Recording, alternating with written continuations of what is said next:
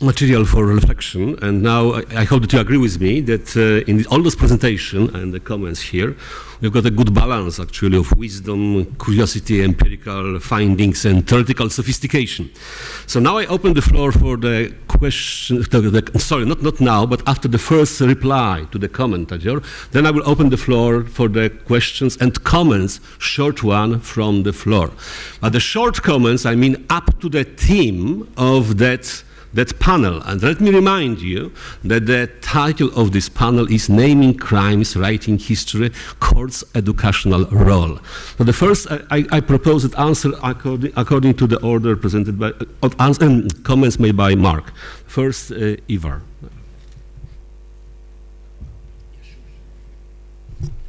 Thank you. Thank you, Mark. Excellent comments. I was very happy to see that you were going to be commenting on our panel to get some insight from you. And I suppose to start with focus groups as a methodology, which two of your questions related to.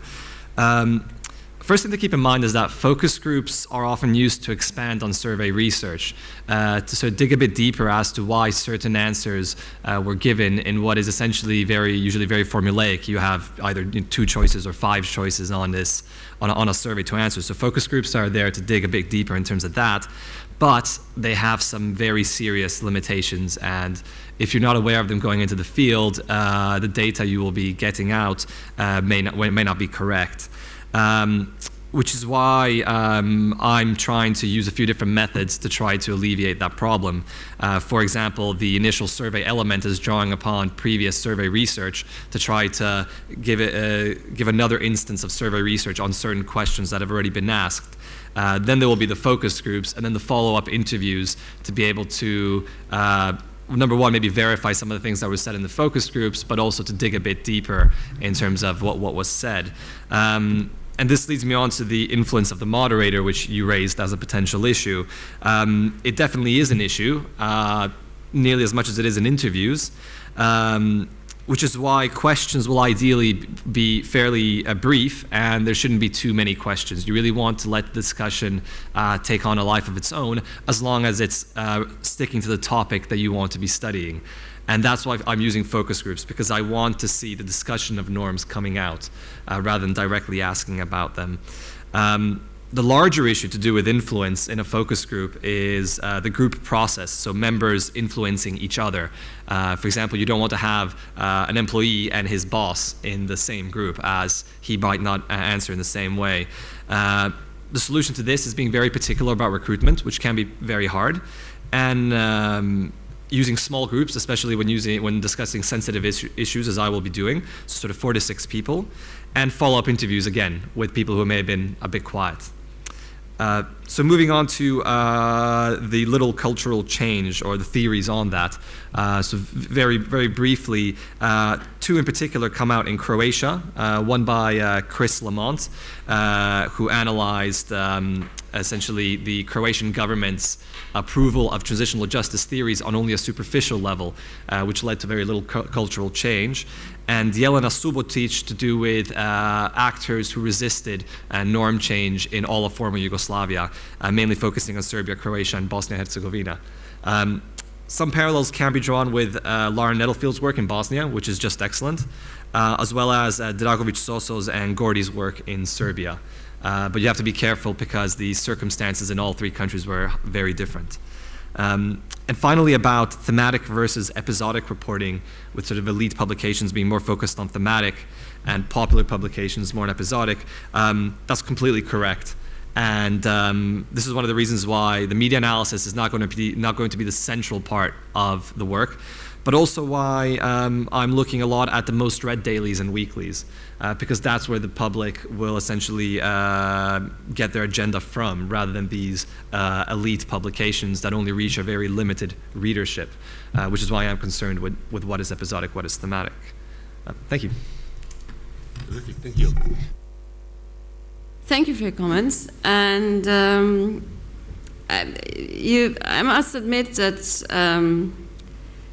you touched a very difficult point, because you're perfectly right. It is descriptive so far, and I'm working on the theories and methods of interpretation. I just finished, or not finished yet, but almost finished, to collect the material, and I'm thinking of possible theories and methods of interpreting it. And in case of these pictures, I tried to apply some theories of cultural memory and oblivion, but it didn't really work out. Maybe because these pictures are so different, or maybe because most of the theories of cultural memory and oblivion were constructed much later, so they don't really fit to this very early period where this memory is so dynamic and well, it didn't really work out. So I'm still working on it, and I hope I will be answered to your question in a year.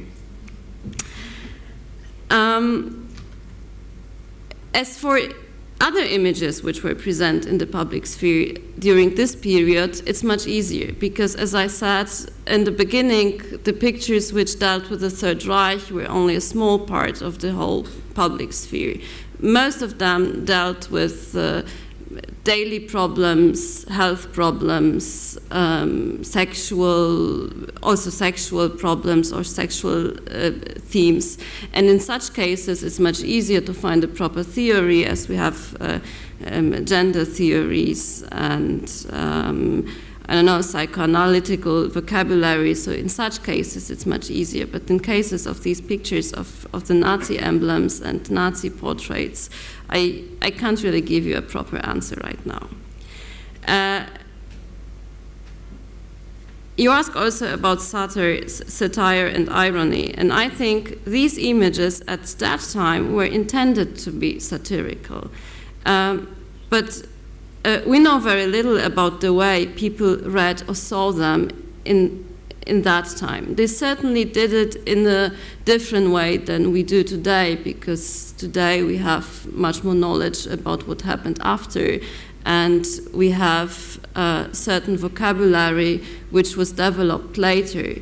So we read them today. I'm very sure that we read them differently, that the people did it in the late 40s, but actually we know very little about how the satirical images, or images that were intended to be satirical, were read and shown in the late 40s.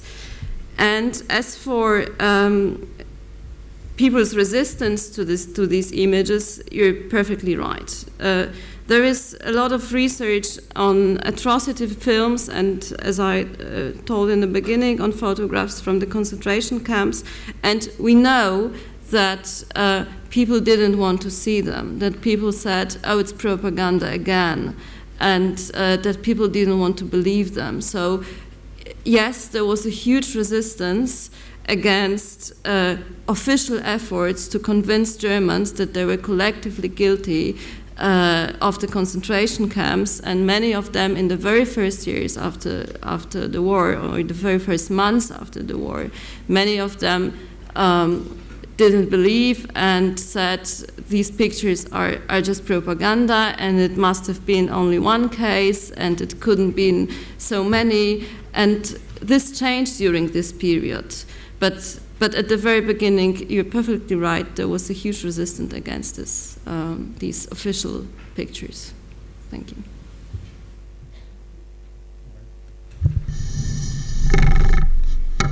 Yes, Mark, thank you also from me for your much too generous comments.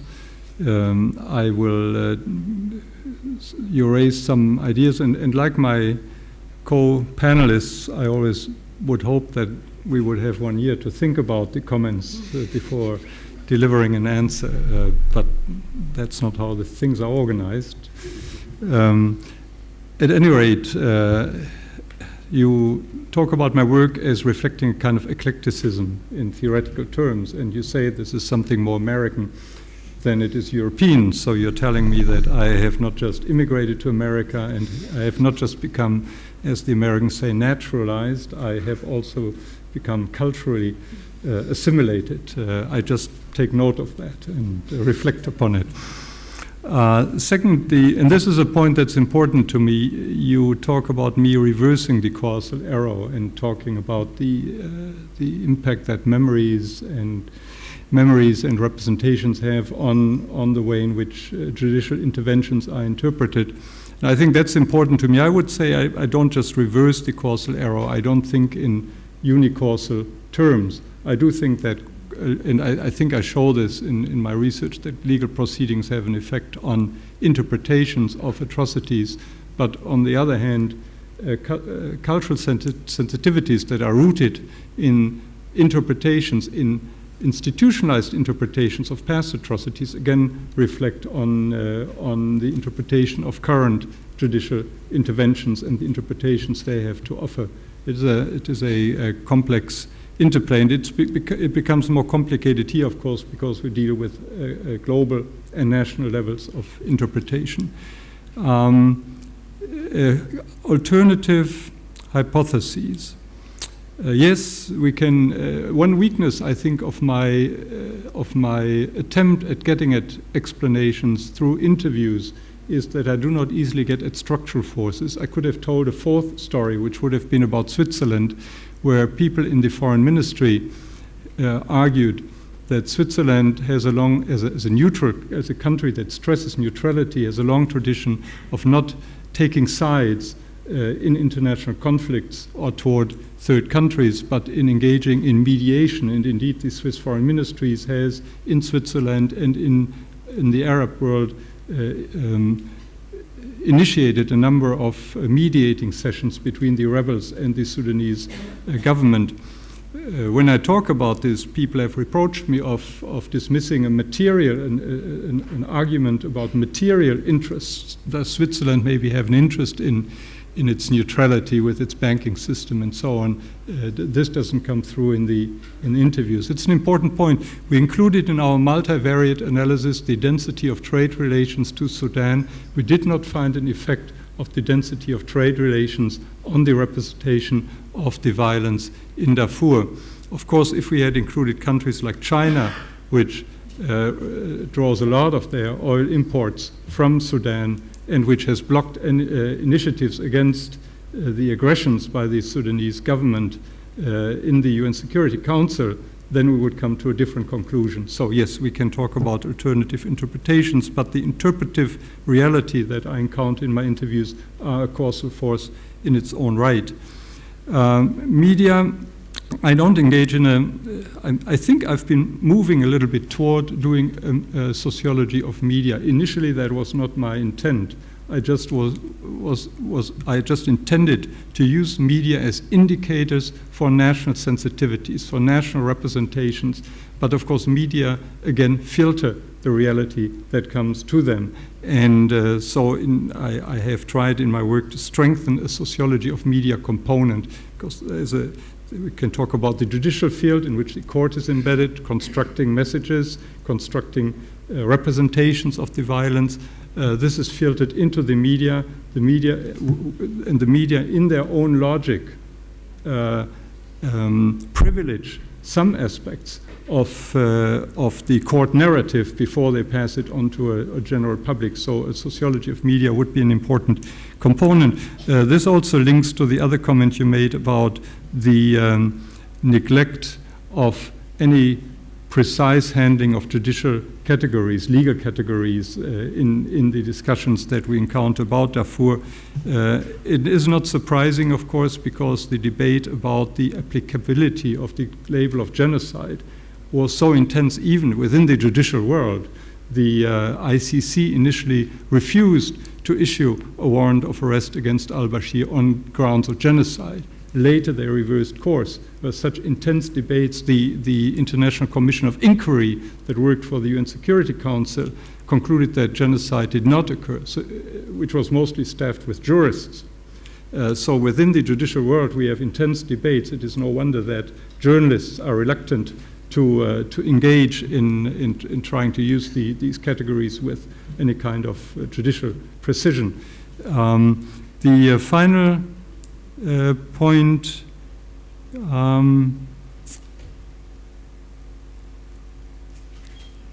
is one that I will not talk about anymore because I think it's more important for you to raise your questions. So thank you very much, Mark, for your comments. Thank you very much. Now I open the floor for discussion, to questions and comments. Let me stress short comments. The first is Jiří, then Katrina, right? Christina, and Cosmin, and then the gentleman in the back. Thank you very much. It was a terrific panel and I enjoyed all presentations. I have one question. Joachim, it was fascinating to listen to your description of the media, which was global, the global coverage of a particular event. Of law, you have the global judicial discourse emerging about Darfur, and at the same time you then resort to describing culture or collective representations as national. And so you then segment culture and memory into different nations. I'm not accusing you of methodological nationalism, but I wonder whether actually another theoretical explanation may be helpful here.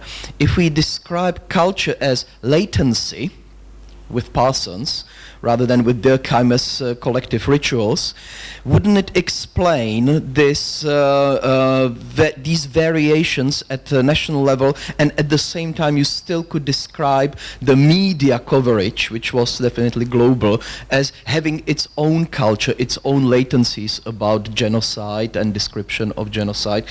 Because I'm puzzled by your final line, law as culture. What did you actually mean? Does the law have its own reservoir of memories and normative memories, or rather is the law full of certain latency which is present in legal operations?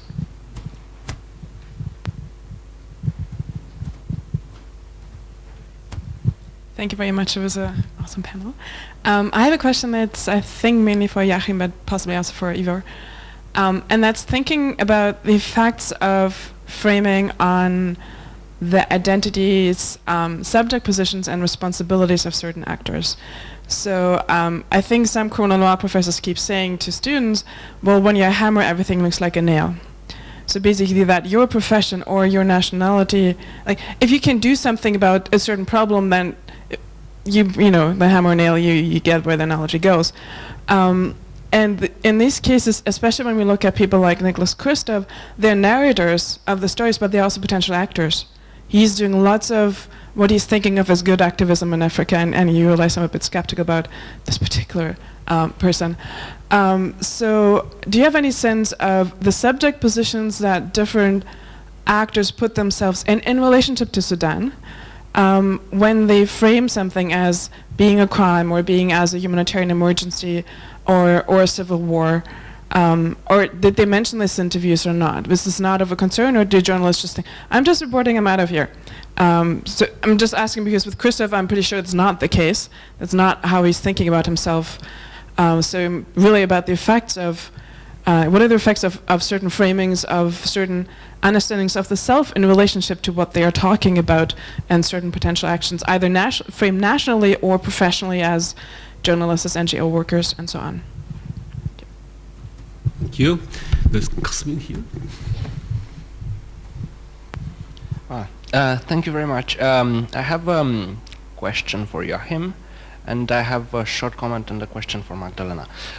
For Joachim, I wanted to ask you if you can comment a bit more, based on your findings, to which extent do you think that the memory of Holocaust or the presence of the Holocaust continues to shape representations of genocide or representations of atrocities?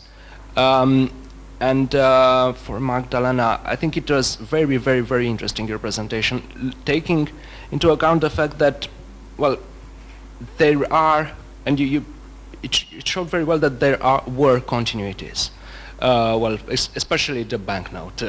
I found this very, very interesting. You have this, because you might have the idea that, I don't know, the 9th of May 1945, everything changed, but definitely didn't change. And I think you might stress out to some extent the aesthetical level, there is the same aesthetic of the poster which were before the war in the 30s.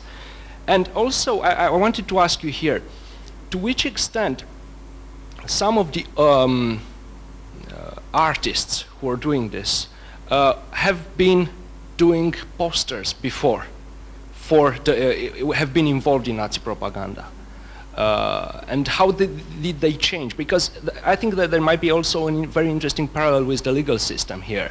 You have a judge who was a Nazi judge, and then suddenly they become democratic judges. And how does it play in the whole transitional process? Okay, thank you.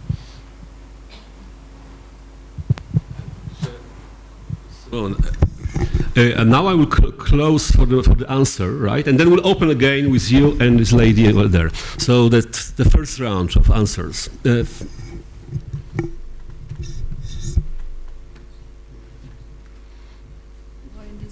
No, we answered to these three questions. Yeah. Do you want to start? Or do you Yeah, I want? can start. Okay. So thank you for your comments. And yeah, you're perfectly right, there is no 0 hour. I mean, the myth of 0 hour is no valid any longer. And as for the aesthetics, these were not the right examples to study it, but there are many others where you can see very clearly that there is, especially in case of the posters which depict families, happy children, there is a sense of continuity, and one of the explanations are the biographies of the artists. As for the artists who made posters or drawings, we know quite little, also because many of them are not signed. So it's, in many cases, I couldn't, I had no information about who was the author. But there is a lot of research about filmmakers. Most filmmakers, actually all filmmakers who made German films after 1945 started their careers before 1945. They had different biographies. Some of them were more or less convinced Nazis, and some of them not, but all of them were they had before contact with the Nazi cinema system. And we also know that many of the films that were presented after 1945 were pre-1945 German films, and the German audience liked very much to see these films, and there was also an economic explanation for that, because it was much cheaper to present former German films, because in case of foreign films you had to import them and translate. So there were also many economic explanations for the situation, but basically, yes, of course, you are perfectly right. There were no artists, or there were very few artists who just came after 1945 and started to work and didn't it before.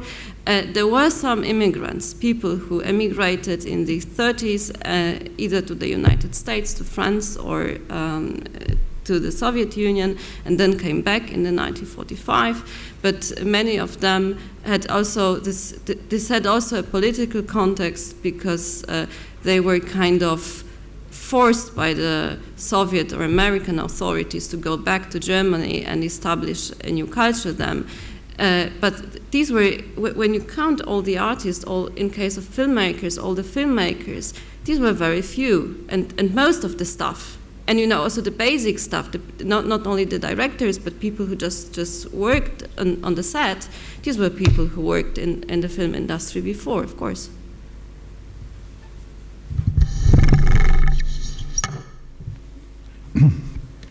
Again, I'm not sure if I don't need more time maybe to think about the questions, and I'll try to be brief. Usually, I would have to think about the Parsonian approach and thinking about laws and culture as latency. And I think you are right that I do not engage in what Daniel Levy, Nathan Snyder, and others have called methodological nationalism, because I'm exactly interested in how global institutions affect national thinking. I'm also not willing to engage in grand theorizing about the age of cosmopolitanism, because for that I take national particularities too seriously. For me this is, and I'm certainly not, even though I take the World Polity School seriously, that there are indeed global scripts that make their way down to the national level. But for me it is an empirical question. As the world is changing, global scripts may become more important. Certainly there's a degree of cosmopolitanism today that didn't exist 100 years ago. But it's an empirical question, and this is partly what I try to find out in very minute and hard empirical labor. But thank you, and I promise I will think about the Parsonian latency argument that you suggested. Journalists, yes, journalists are not just neutral observers, and this is maybe another comment back to Mark.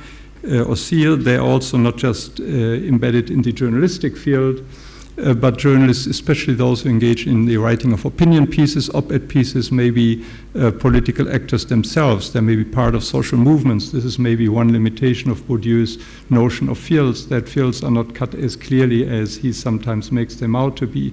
Yes, you can be part of a social movement, you can be an op-ed writer at the same time, and an activist, and these fields overlap. So yes, this is, I'm in agreement with your point, if I understood it correctly. Casimir, the point about the Holocaust and the memory of the Holocaust shaping current day representations, I think that is something that clearly comes out in my analysis. The Holocaust, I think today, is always a reference point in any talk about genocide. After all, the Genocide Convention, the creation of the term genocide, was in response to the Holocaust, and historically right after the conclusion of the Holocaust. The way in which the memory of the Holocaust is used, of course, differs dramatically, and we know the front lines. We know those who try to use the label of Holocaust or even of genocide in order to attract attention to particular cases that they especially identify with. And we know those who think of the Holocaust and the memory of the Holocaust more in terms of what Alexander has called a sacred evil, something that we must not touch and treat with great care and not to devalue by overusing it. So yes, the answer to the very short answer to your question is yes. Thank you. Thank you. I mean, I suppose I have just a very brief answer. I agree. Yeah, the media is an actor, and I mean, agenda setting started by exploring the attribution of responsibility on certain issues, and this was actually done through survey research to see how the public actually viewed certain news items. So they definitely basically decided what the public was, what their opinion was on certain issues. And specifically in the empirical example that I outlined, although maybe it wasn't used to its full potential, the media was very much an actor and became a part of the story towards the end, as well as journalists writing on the topic were threatened or assaulted. So yeah, it essentially became a part of the whole story, so to say. That's it. Thank you. Thank you. Now the second part, microphone to this gentleman in the end, please. Andrzej Kopczyński po polsku do pani Magdaleny.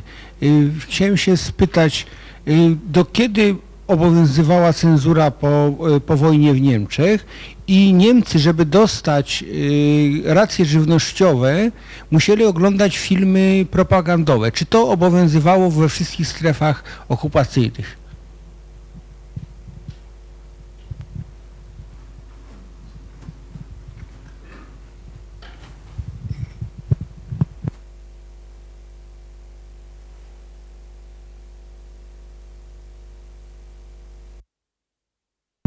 My question is for Professor Joachim. Could you explain how far media and public opinion should be impacted on lawyer and qualification, with qualification. But tu już powiem po polsku. Tu już powiem po polsku dalej. Wiadomo, że jest konwencja o przedawnianiu ludobójstwa, prawda?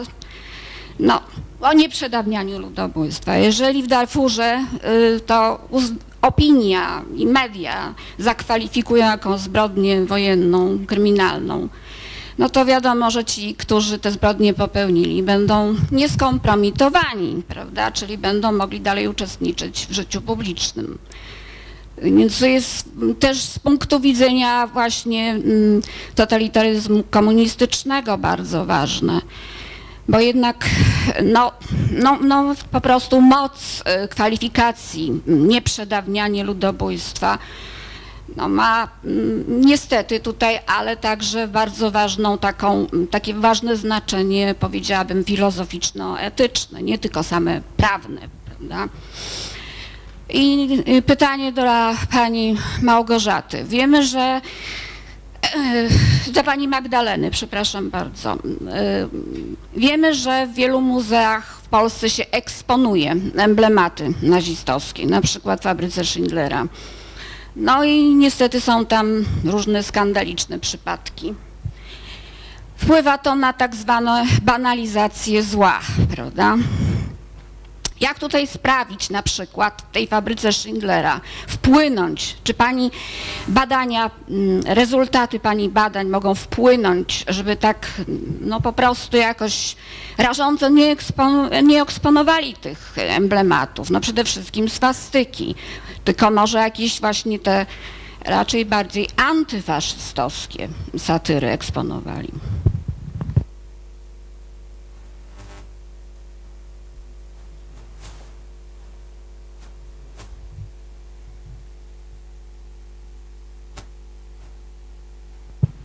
I would like to add a very short comment just to complicate the German issue.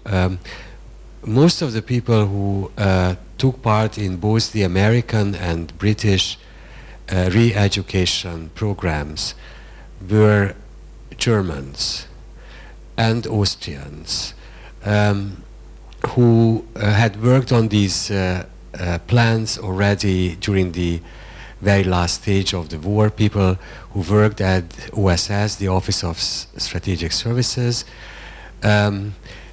people like members of the Frankfurt School, Marcuse, Adorno, Leo Löwenthal, Neumann. On the British side, people like Erich Hobsbawm, who worked in an Austrian re-education camp, and this is how Reinhard Koselleck became a historian, because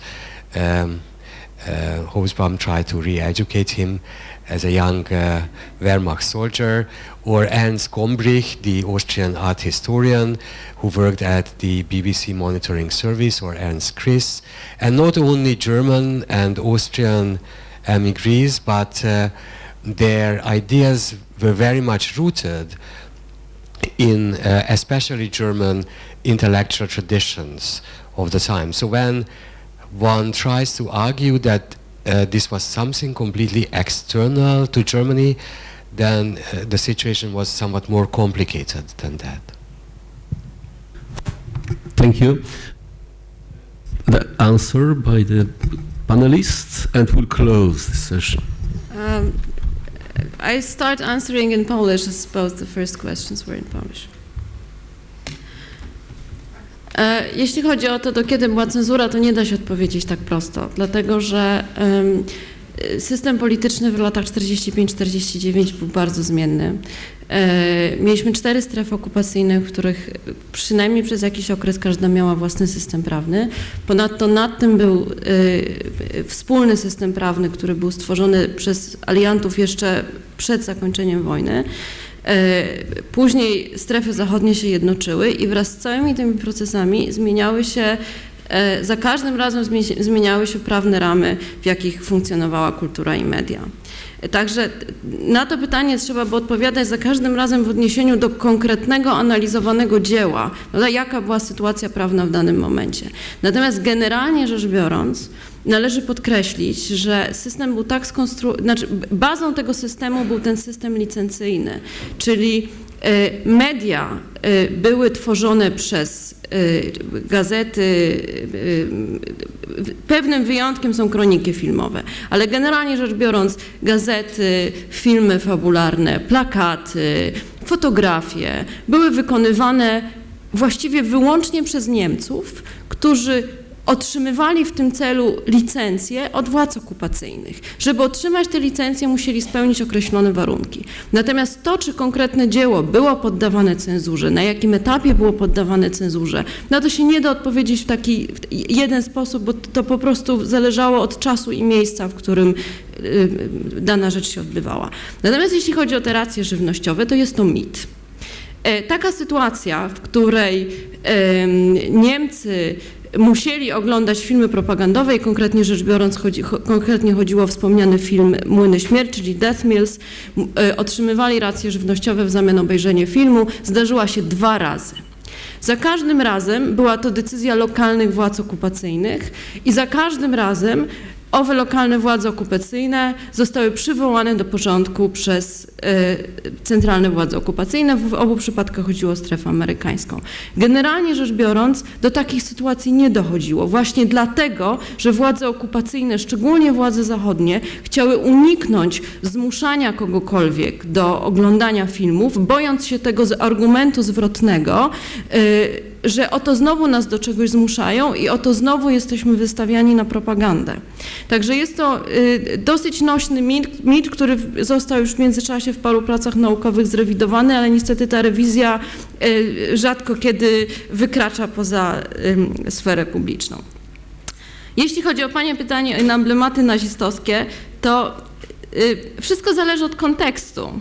To znaczy fundamentalna sprawa to jest to, w jakim kontekście dany symbol funkcjonuje i znowuż wydaje mi się, że na to nie ma jednej prostej odpowiedzi. Ja tego konkretnego przypadku, o którym Pani mówi, nie widziałam, w związku z czym nie jestem się w stanie do niego odnieść, bo nie wiem, w jakim kontekście te emblematy zostały przedstawione. Natomiast to jakby... I też no, w prawie wielu krajów, w Niemczech szczególnie, te sprawy są uregulowane. And as for your comment, you're absolutely right. The situation was quite complex because there were both the Allied governments and military governments and the people, the Germans, and some of them were already in Germany and when then trained in the re-education programs, and some of them, especially the members of the Frankfurt School, were re-immigrants who came later to Germany. But what I wanted to stress is that we know very much about many very prominent examples, especially of scholars who were in opposition before the 1945, who were leftists before 1945, who emigrated and then re-immigrated. But at least in terms of quantity, it was not a typical situation. Of course, these were very prominent scholars who had a huge impact on the future culture of Germany, and we have to notice that. But still, it was not the general mode. But as for your comment that the situation was much more complex, I totally agree. Thank you. Joachim. I know we are out of time, I think, so I will try to be very brief. Sure. If I understood your question correctly, you talked about the kind of privileged. Should there be a privileged status for the law, because the law comes with certain restrictions, and you point at the statute of limitations. We could add other restrictions. The narratives told by criminal trials are always very limited narratives. Number one, trials individualized. They don't look like sociologists would at social structures that are preconditions of genocidal situations, for example. They looked at the participation of particular, very limited numbers of individuals. That's a limited narrative. They apply a binary logic. Someone is guilty or not guilty. What about the bystanders without whom this unfolding would not have been necessary? Not guilty in the criminal sense of the term, but yes, co-responsible with no doubt. So there is a particular evidentiary base for criminal trials and criminal convictions. Historians would look at a much broader base. So there are massive limitations to the narrative told by criminal proceedings and beyond the statute of limitations. So for me, it's not it's a normative question too. For me as a scholar, it is a question about the actual impact that trials do have, and they try to have an impact. They try to have an impact on media too. The ICC has a press office. In fact, it has two press offices, one at the office of the prosecutor and one affiliated with the court. A doctoral student in my department went to northern Uganda to observe the effect that interventions by the ICC, and the ICC sent delegations to northern Uganda to communicate to the villagers their perspective of the atrocities that had been committed there. And they were not very successful because people there didn't think exactly in the legal categories applied by the ICC. Analytically, legal narratives will always compete with other narratives that are not bound by these restrictions. They will compete with journalistic narratives that may be informed by legal proceedings, but they always go beyond them and draw on other sources as well. The collective representation memories will be affected by journalistic work, by administrative commissions, by truth commissions, by historians, by politicians, by textbook commissions, and so on and so forth. It's a very, of course, very almost analytically impossible question to figure out which of these different institutions and social forces in the end affects collective memory most successfully. In a small study that's entailed in this book on American memories, we encountered for the My Lai massacre committed by an American company during the Vietnam War a very fortunate for us analytically situation where right after the massacre a famous journalist, a military commission, and a criminal court created three very different narratives of this massacre, and we compared the different narratives and how they were influenced by the institutional logics of each sphere. And then we studied later textbook and media depictions of the My Lai massacre to see which of these narratives had been most effective in coloring how the My Lai incident is today remembered in America. And in this case, the judicial narrative was far more successful than the other narratives, and we can talk a long time about why that might be the case. But thanks for your question. Thank you very much. Do you want to add something? No. Thank you. I think that put your hands together to thank, I guess, for the rich contribution to our discussion, right? And let me tell you, this is not the end of this panel, because after 25 minutes break, there will be the second part. And I'm looking forward to the second part, but Joachim will take a job of the master of ceremony. Thank you.